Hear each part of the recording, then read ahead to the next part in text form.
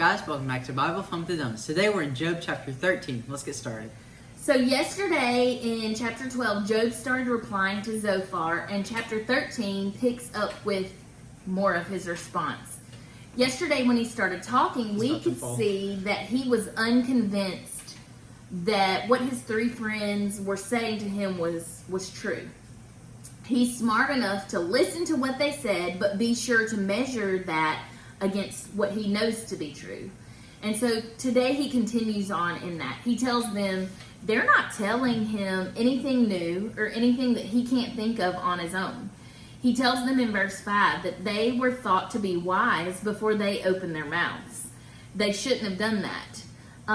Jax's takeaway comes from this section, and so I guess I'll let him share right here.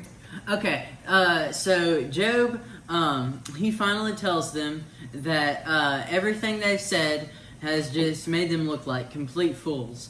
And he says that the best advice that they could possibly give him is no advice at all. And he tells them to shut their mouths. And so we may walk around like we know everything and pretend like we do. And stop. I didn't say anything. Your face said it. It was a great takeaway. My face said nothing. I'm listening. Anyway. Active listening. Anyway.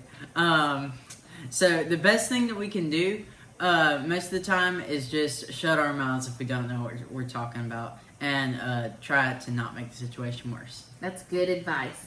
It reminds me of the proverb in chapter 17, verse 28. It says, "Even fools are thought wise if they keep silent, and discerning if they hold their tongues."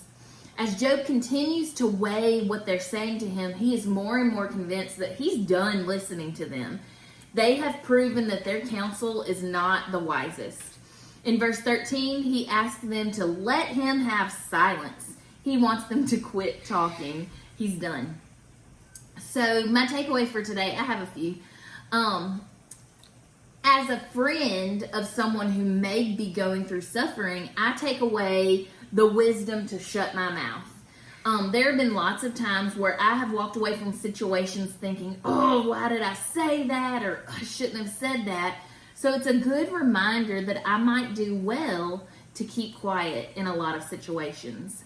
There's a verse in this chapter also that's just heart-wrenching to me. It's verse 15, and it says, "Though he slay me, I will hope in him. I will still argue my ways to his face."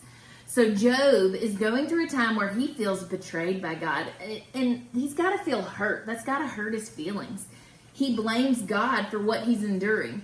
And honestly, God is sovereign. God is in control. And so it is true that God is allowing this to happen to him. But at the same time, Job recognizes that God is his only hope. And because of that, Job chooses to talk to God about it. And I love that Job is still in the fight. Even in the midst of all his crazy thoughts, his pain, his feelings, he knows to talk to God. And as someone who's in Job's shoes, who's going through suffering, I'm reminded to take my trouble and to talk about my problems with God more than I talk to men, more than I talk to other people. It's not bad to go to our friends and to talk through our troubles and tell them how much we want things to get better and things to change, but we better never neglect taking our troubles to God. I've gone through times where I would worry about a situation. I'd talk to friends, I'd talk to Dust, I'd talk to Jax, and worry about a situation, and I would be convicted because God would be like, "Hey, have you talked to me about it?" And that's a really good reminder. These people I'm talking to cannot help the things that I'm worrying about. They're not sovereign. They're not in control. God is literally our hope, the one who can take care of things. And so when you go through hard times, do you make it a habit of praying about it more than you talk about it with others and worry about it in your own mind? That's my takeaway from today. I hope you guys got a lot out of this chapter, and we will see you tomorrow for chapter 14. Bye.